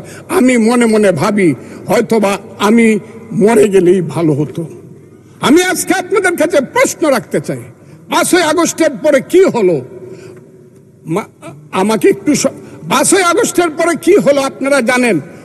এইখানে ইউনূস সরকার ছিল, আমি শিল্পকলার সামনে থাকি, একটা গান হইতে পারে নাই, একটা নাটক হইতে পারে নাই, একটা লালনের গীতি হইতে পারে নাই, একটা বাউল গান হইতে পারে নাই। সব কিছু কালো শক্তি ধ্বংস করে দিয়েছিল। তারা বলেছিল কোন মুক্তিযুদ্ধ হয় নাই, 47-এর যুদ্ধ হয়েছে, আর 24-এর যুদ্ধ হয়েছে, আর 71-এ গন্ডগোল হয়েছে। সেই দিন মুক্তিযোদ্ধা হিসাবে আমি বলেছিলাম, আমি বলতে পারবো কিনা কথাটা আপনি, এই আলবদর রাজাকারের বাচ্চারা, এখনো কিন্তু ফজলুর রহমানদের মতো মুক্তিযোদ্ধারা জীবিত আছে। এই দেশে মুক্তিযুদ্ধ হয়েছে, মুক্তিযুদ্ধ সত্য, 30 লক্ষ লোক জীবন দিয়েছে, এটাও সত্য। এই যুদ্ধের মধ্য দিয়েই আমরা সেদিন তাদের সঙ্গে যুদ্ধ করেছি। আমার বাড়ির সামনে মব হয়েছে আমাকে হত্যা করার জন্য। সেদিন আমি আজকের পুলিশকে ধন্যবাদ দিব, আজকের মিলিটারিকে ধন্যবাদ দিব। 10 মিনিটের মধ্যে আমার বাড়ির সামনে তারা গিয়ে উপস্থিত হয়েছে আমাকে বাঁচানোর জন্য। অনেক চক্রান্তের মধ্য দিয়ে ইলেকশন হয়েছে। সেই ইলেকশনে তারা কি করেছে, আজকে যারা আমার ডান দিকে বসে আছে তারা কি করেছে? একদিন তো আমরা ভাই ছিলাম নাকি? তারা যা করেছে সেটা কল্পনা করার মতো না। যত চক্রান্ত করেছে, সেই চক্রান্তের ভিতর দিয়ে যখন তারা প্রচার করতে শুরু করলো তারা বাংলায় 2/3 মেজরিটি পেয়ে তারা পাস করবে, আমি হতভাগা ফজলুর রহমান বলেছিলাম জামাত জোট যদি মেজরিটি পায় তাহলে আমি বিষ খাবো। এই কথাটা আমি বলেছিলাম, আমি বিষ খাবো। হ্যাঁ, কথাটা সত্য, আমি বলে যাচ্ছি। এবং তারা কোনোদিন যুদ্ধে জয়লাভ করতে পারে না, রাজনৈতিক যুদ্ধে, কারণ তাদের পূর্বপুরুষ বাংলাদেশ চায় নাই। বাংলাদেশ যদি থাকে, এই বাংলায় শুধু বেলিচা মিলিয়া জুই ফুল ফুটে না, এদেশে রক্ত গোলাপ, রক্ত জবাও ফুটে। এদেশের জঙ্গলে শুধু কোকিল ডাকে না, এদেশের জঙ্গলে রয়্যাল বেঙ্গল টাইগারও থাকে। যতদিন রয়্যাল বেঙ্গল টাইগার থাকবে, মুক্তিযোদ্ধা জিতবে, রাজাকার কোনোদিন এদেশে জয় লাভ করতে পারবে না। আমি চ্যালেঞ্জ করে বলে গেলাম। আমি আজকে আপনাদের সামনে আরো কিছু বলতাম, কিন্তু আমি টাইমটা দেখতেছি, আরেকটা কথা বলতে চাই।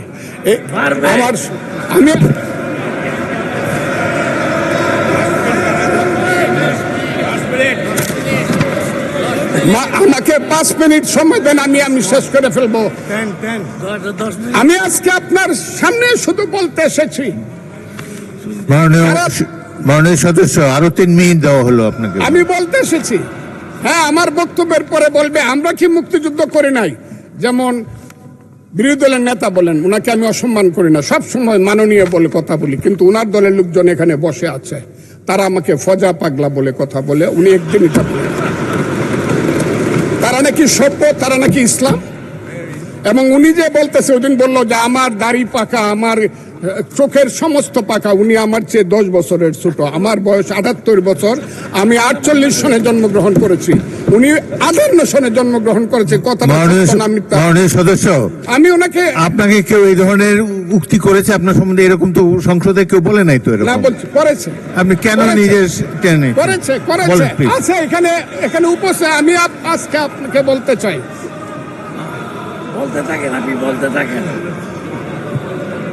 আচ্ছা, আমি যে কথাটা বলতে চেয়েছিলাম, বিরোধী দলের নেতা বলেছেন উনি মুক্তিযোদ্ধা পরিবারের লোক এবং উনি শহীদ পরিবারের লোক এবং উনি জামাতে ইসলাম করেন। এটা ডাবল অপরাধ।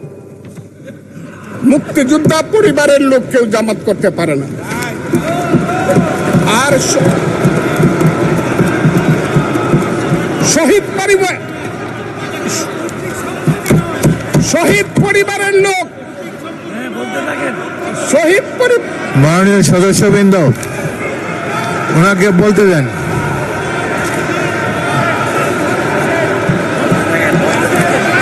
মাননীয় সদস্যবৃন্দ, অর্ডার। আপনারা শৃঙ্খলা রক্ষা করুন। মাননীয় সদস্যবৃন্দ, সংসদে শৃঙ্খলা রক্ষা করুন। মাননীয় সদস্য ফজলুর রহমান, আপনি শেষ করুন, কষ্ট পাইতেছেন, বক্তব্য শেষ করুন। আমি আবারও বলে রাখলাম, শহীদ পরিবারের লোক তো জামাত করতেই পারে না, আর জামাত করলে ডাবল অপরাধ করতেছে। 2, তাহলে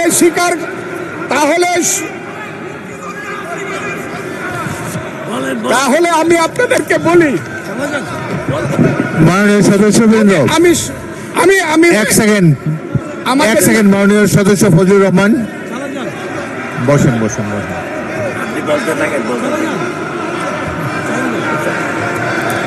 আমি আপনাদেরকে মাননীয় সদস্যবৃন্দ, প্রোডাকশন আশা করতেছি।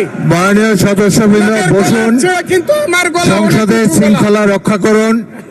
ওনার গলা, আমি কিন্তু ওনাদেরকে খারাপ কিছু বলি নাই। বসেন।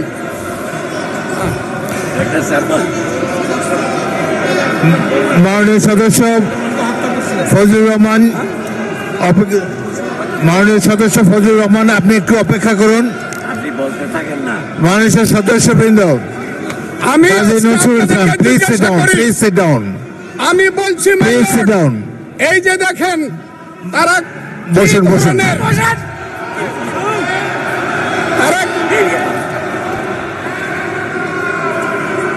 তারা কি ধরনের আচরণ করছে?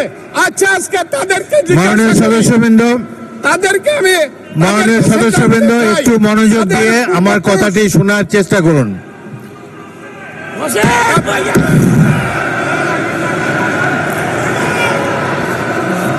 মাননীয় সদস্যবৃন্দ, গাজী নজরুল ইসলাম, বসুন।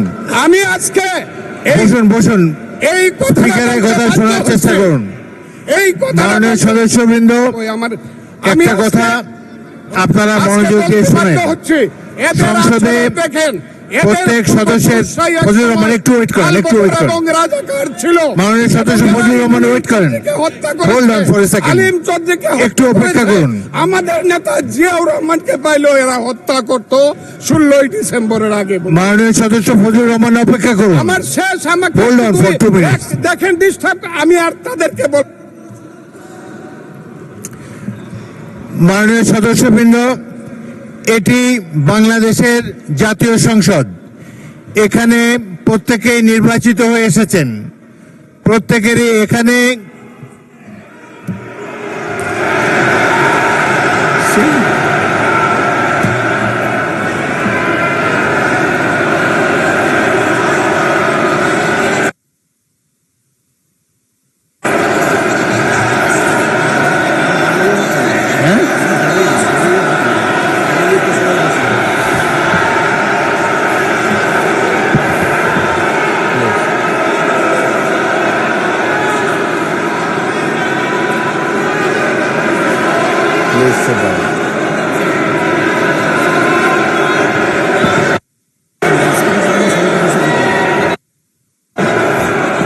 মাননীয় সদস্যবৃন্দ, দয়া করে বসুন।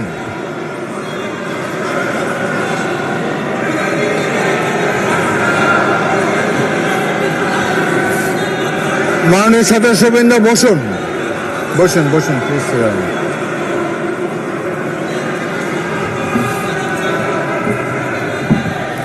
বসুন মাননীয় সদস্যবৃন্দ, বসুন বসুন বসুন।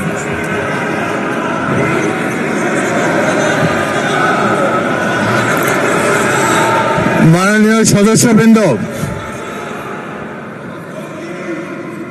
মাননীয় বিরোধী দলের নেতা, আমি বলি তারপরে আপনি বলেন। মাননীয় সদস্যবৃন্দ, এটি আপনারা সবাই, মাননীয় সদস্য ফজলুর রহমান আপনি বসেন, বসুন আপনি বসুন, আপনার সুযোগ দেওয়া হবে বক্তব্য শেষ করার জন্য। মাননীয় সংসদ সদস্যবৃন্দ, সারা জাতি দেখছে, লাইভ টেলিকাস্ট হচ্ছে, সবাই আপনারা নির্বাচিত সদস্য, এখানে সবাই জনগণের ভোটে নির্বাচিত সদস্য। আমি প্রতিদিনই বলি যে রুলস অফ প্রসিডিওর বইটা একটু পড়েন। যদি এই সংসদ যদি বিধি মোতাবেক পরিচালিত না হয়, এটি আর জাতীয় সংসদ থাকবে না। অতীতে জাতীয় সংসদ সম্পর্কে অনেক তিক্ত অভিজ্ঞতা আছে। প্রথমে নজমুল হুদা তৎকালীন মাননীয় সদস্য একটা বক্তব্য করলেন, সদস্যরা ওয়াকআউট করে চলে গেলেন, আমরা ভাবলাম যে আধা ঘন্টা পরে ফিরে আসবে। ওই বয়কট 2 বছর চলেছে। সুতরাং সামান্য কারণে উত্তেজনা সৃষ্টি করা ঠিক নয়। প্রত্যেকেরই বাক স্বাধীনতা আছে। প্রত্যেক সদস্য এখন ইভেন 370 বিধিতে দলীয় হুইপ নেগলেক্ট করে, উপেক্ষা করেও ব্যক্তিগত মতামত এখন সবাই দিতে পারেন। এখানে প্রত্যেকেরই বাক স্বাধীনতা আছে। যদি কোনো সদস্য, সরকার দলের সদস্য আর বিরোধী দলীয় সদস্যের মত এক হবে, এমন তো হতে পারে না। এই জন্য একটি সরকারি দল, একটি বিরোধী দল এখানে আছে, জনগণই এভাবে নির্ধারিত করে দিয়েছে। যদি সরকারি দলের কোনো সদস্য তার বক্তব্যে আপনাদের আপত্তি থাকে, আপনারা এরপরে তো plenty of time is there, আপনারা তার বিরুদ্ধে তিনি যা বলেছেন সেই যুক্তি খণ্ডন করুন। তিনি ভুল বললে তাকে পাল্টা অভিযোগ করেন তার বিরুদ্ধে। কথা বলার সময় তো সুযোগ আছে, কিন্তু এই যে শিশুরাও লজ্জা পাবে এই ধরনের, যদি বয়স্ক শ্বশ্রুমণ্ডিত ব্যক্তি, বয়স্ক যারা অলরেডি দাদা হয়ে গিয়েছেন, তাদের নাতিরাও হয়তো এখানে গ্যালারিতে বসে দেখছে, তারা কি ভাববে এটা সম্পর্কে। আরেকটি জিনিস হলো, সংসদে স্পিকার যখন দাঁড়ায় তখন এটি অবশ্য কর্তব্য সবাই এখানে বসে পড়বেন। যদি আমাকে তো আপনারাই তো আমাকে স্পিকার বানিয়েছেন, আমি এই সংসদের কাস্টোডিয়ান, অভিভাবক। যদি চেয়ারের প্রতি এই সম্মান আপনাদের না থাকে, তাহলে জাতীয় সংসদের প্রতি মানুষের কোনো রেসপেক্ট থাকবে না আগামী দিনে। আপনারা বলতে পারেন freedom of speech is there, Fazlur Rahman সাহেব যা বলেছেন এরপরেই আপনাদের একজনকে টাইম দেব, প্রয়োজন হলে টাইম বাড়িয়ে দেব, তার যুক্তি খণ্ডন করুন। তিনি যদি অসংসদীয় কোনো কথা বলে থাকেন, সেটা আমরা পরীক্ষা করে স্পঞ্জ করে দেব, কিন্তু বক্তব্যের সময় তাকে ডিস্টার্ব করবে না। জনাব সদস্য ফজলুর রহমান, আপনি 3 মিনিটে আপনার বক্তব্য শেষ করেন, তারপর আমি বিরোধী দলের নেতার বক্তব্য শুনবো। আপনি শেষ করেন। 3 মিনিটস ফর ইউ। মিলর্ড, 1971 সনের 14 ডিসেম্বরকে পালন করা হয় শহীদ বুদ্ধিজীবী দিবস। সেই মুনির চৌধুরী, আব্দুল আলিম চৌধুরী, শহীদুল্লাহ কায়সার থেকে ধরে শত শত বুদ্ধিজীবীকে যারা হত্যা করেছিল, তাদেরকে বলা হয় আলবদর। এবং সেই আলবদর বাহিনী কার ছিল আপনারা জানেন। আমি খুব দুর্ভাগ্য, প্রথম দিন কিন্তু মাননীয় স্পিকার আপনি জানেন এইখানে কোনো বাতি ছিল না, আমি কিছু শুনতে পারি নাই। এই হাউজে প্রস্তাব হয়েছে, তাদের ব্যাপারও শোক প্রস্তাব হয়েছে। আমি একা হইলেও এটা প্রতিবাদ করতাম, কিন্তু যেহেতু আমার দল এটা করছে আমি চুপ করেছিলাম। আমি কথাটা খুব ক্লিয়ার। কিন্তু এই সংসদ সম্পর্কে আজকে না হলো কালকে না হলো পরশু, না হলে ইতিহাসে ভুল বার্তা যাবে যদি আমরা যুদ্ধ অপরাধের ব্যাপারে আমরা সুপ্রস্তাব নেই। আমার আরেকটা কথা মিলন, পুলিশের ব্যাপারে যে ইনডেমনিটি দেওয়া হয়েছে, সেই পুলিশ 5ই আগস্ট পর্যন্ত একরকম, কিন্তু 5ই আগস্টের পরে, যেমন আমি মুক্তিযোদ্ধা কমান্ডার ছিলাম, আপনি বীর বিক্রম ছিলেন, 16ই ডিসেম্বরের পরে শত শত রাজাকার আমার কাছে আত্মসমর্পণ করছে। আমি কাউকে হত্যা করি নাই, সবাইকে জেলে পাঠিয়ে দিয়েছি, তার বিচার হোক। আমার কথা হলো 5ই আগস্ট 2024 সনের পরে এই যে এত থানা লুট হয়েছে, এত পুলিশকে হত্যা করা হয়েছে, তারা তো তখন যুদ্ধ করে নাই, তারা তো নিরপরাধ। এত এত অস্ত্র গেল কোথায়? স্বরাষ্ট্রমন্ত্রী নিশ্চয়ই আমার নেতা, উনিও শুনছেন আমি কথাগুলো বলছি। 5ই আগস্টের পরে যে ঘটনাগুলো হয়েছে সেগুলো তো কোনো আইনে ইন্ডেমনিটি পাওয়ার কথা না। যদি 5ই আগস্টের পরে কোনো পুলিশ হত্যা হয়ে থাকে, থানা লুট হয়ে থাকে, অস্ত্র নিয়ে থাকে, সেটার জন্য তদন্ত হওয়া উচিত, দোষীদের বিচার হওয়া উচিত। আর 5ই আগস্টের আগে পুলিশ যা করেছে, তারা রাষ্ট্রীয় বাহিনী, তারা যদি অন্যায় করে থাকে, মরে গেছে, বিচার হোক। কিন্তু আমি মনে করি তারাও এই দেশের নাগরিক, পুলিশেরও মা বাবা আছে, তাদেরও সন্তান আছে, তাদের সন্তানও এতিম হয়েছে। রাষ্ট্র তাদের কাছে গিয়ে বলা উচিত, তোমার সন্তান যেভাবেই নিহত হয়ে থাক, আমরা তোমাদেরকে দেখব। আমার পুলিশের এই আইনটার ব্যাপারে হলো আমার এই কথা। আমি আজকে এই হাউজে দাঁড়িয়ে সর্বশেষ কথাটি বলবো। সর্বশেষ কথাটি হলো, আমার মাননীয় প্রধানমন্ত্রী, আমি যাকে ভীষণ শ্রদ্ধা করি, দেশকে উনি চালাতে পারবে না আমি জানি। দিনের পর দিন, মাসের পর মাস, যতই বাহিরে বাহিরে চক্রান্ত হোক, ভিতরে কিন্তু যতই ভালো মানুষ দেখাক, যতই এখানে বিএনপির বিরুদ্ধে দাঁড়াবার চেষ্টা করুক, এটা হবে না।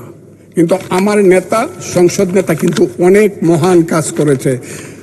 78 জনকে 222 জনের সমান সমান ভাগ দেয়া কমিটি করেছে। আমি আমার নেতাকে বলবো, শেষ করেন মাননীয় সদস্য, শেষ করেন।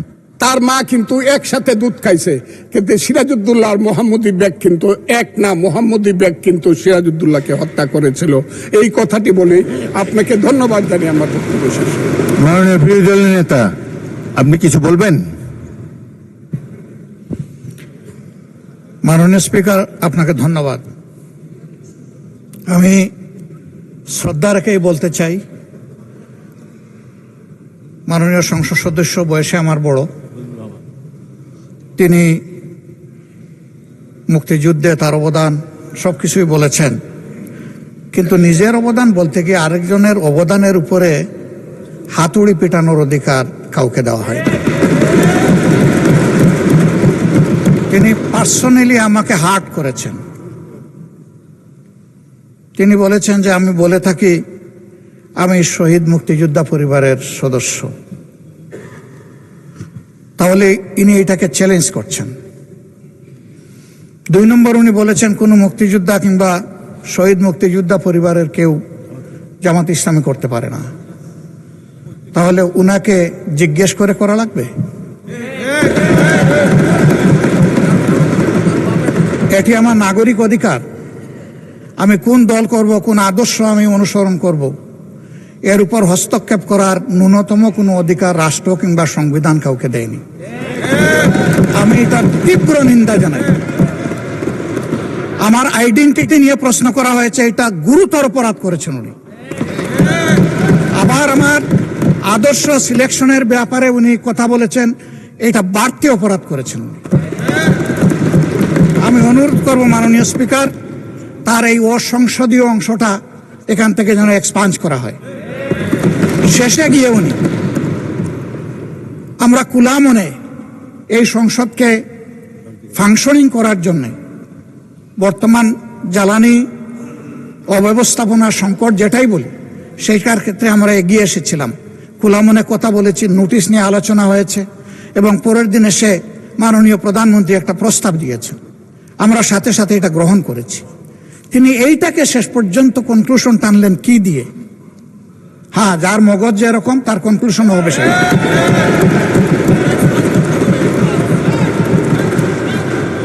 তার মতো একজন প্রবীণ ব্যক্তির কাছ থেকে, রাজনীতিবিদদের কাছ থেকে আমি এই ধরনের আচরণ আশা করিনি।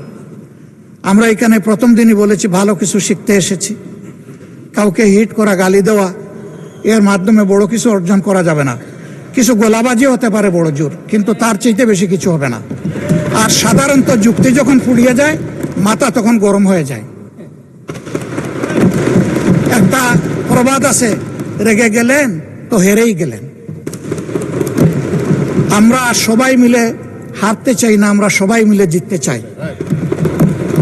এই জন্য সবাই যেন মাথাটা একটু ঠান্ডা রেখে যুক্তির সাথে সত্য নির্ভর কথাগুলা বলি, তাতে অবশ্যই দেশবাসী উজ্জীবিত হবে, এই সংসদের প্রতি মানুষের আস্থা তৈরি হবে এবং দেশটাকে নিয়ে সবাই মিলে আমরা সামনে এগিয়ে যেতে পারবো। ধন্যবাদ মাননীয় স্পিকার। ধন্যবাদ মাননীয় বিরোধী দলের নেতা জনাব ফজলুর রহমান। এখন আর তো না বললেও চলে। আমরা সংসদ উত্তপ্ত হোক এরকম চাই না, আপনি একটু দয়া করে বসেন। আমি আমার বক্তব্য শুনেন। জনাব ফজলুর রহমান যে বক্তব্য দিয়েছেন তার মধ্যে যদি অসংসদীয় কোনো কিছু থাকে সেটা এক্সপাঞ্জ করা হবে, এবং মাননীয় বিরোধী দলের নেতা যে বক্তব্য দিয়েছেন তার মধ্যেও যদি কোনো কিছু অসংসদীয় থাকে সেটিও এক্সপাঞ্জ করা হবে। এখন আমি বক্তব্য রাখার জন্য অনুরোধ জানাবো জনাব শাহজাহান চৌধুরী, চট্টগ্রাম 15। আপনি বক্তব্য রাখেন, আপনার সময় 10 মিনিট। না, আমারও তো 15 মিনিট বলছিল হুইপ সাহেবে, আমার তো 20 মিনিট দরকার।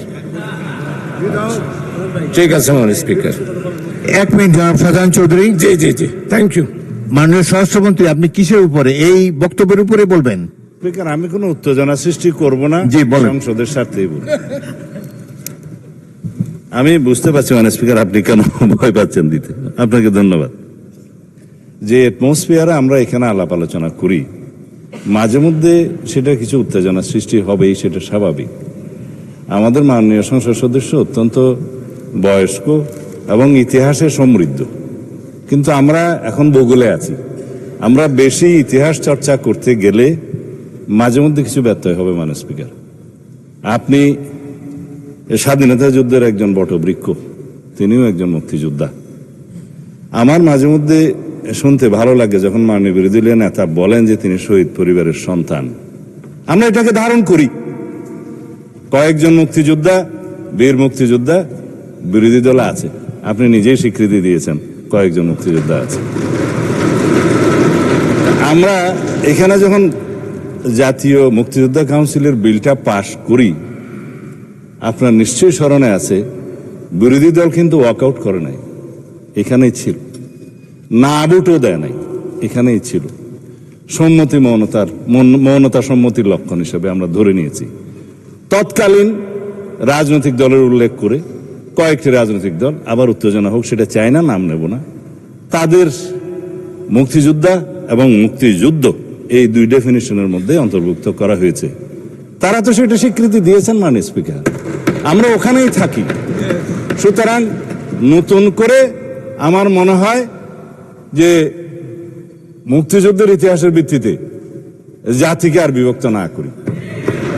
আমরা সবাই আলোচনা সমঝোতার মধ্য দিয়ে এই মহান জাতীয় সংসদের আমাদের সমস্ত কার্যবাহ an order of the day আমরা এমনভাবে পরিচালনা করি যেন আমাদের প্রজন্ম, ভবিষ্যৎ প্রজন্ম, বর্তমান প্রজন্ম দেখে যে এই জুলাই যোদ্ধারা তাদের দৃষ্টিশক্তি হারিয়েছে, তারাও যেন শুনে যে আমরা জাতির প্রত্যাশা পূরণের জন্য এখানে আছি।